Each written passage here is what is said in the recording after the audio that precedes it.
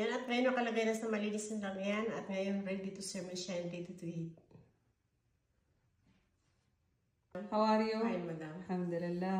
اليوم روز بتسوي لكم شوربة بيضاء. يلا روز. Hello mga kabayan, nga magawa ko ng white sauce. At ayan, ready ko itong chicken breast. Niwa ko siya ng small piece. At itong onion, small piece. Naghiwalay na ako ng coriander leaves fresh. At itong potato, hiniwa ko siya ng small piece. At itong carrots, small piece. At ready ko na rin itong 2 tablespoon ng powdered milk. At itong Quaker oats.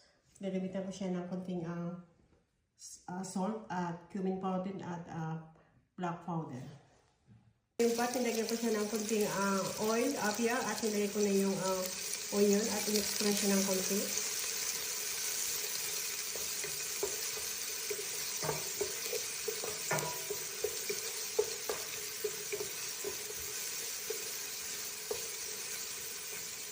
Ayan, malambot na yung onion at ko na itong chicken.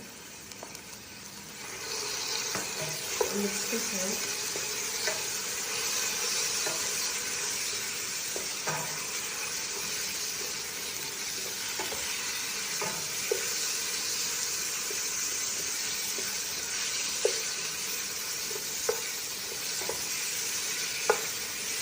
Nag-white na yung chicken at add ko na itong cumin at black powder.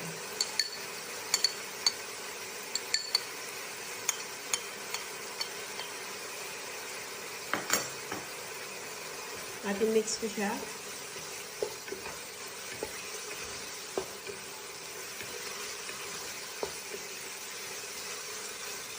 Ayan, at pwede add ko na itong potato.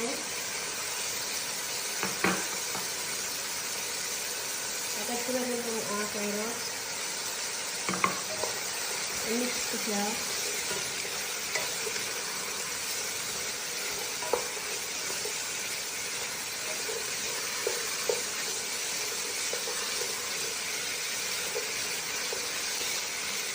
Ito rin itong hot water. Pakukuloan ko siya ng 15 minutes after ilalagay ko yung Quaker oats. Ayan, after 15 minutes, add ko na itong 6 tablespoon ng Quaker oats.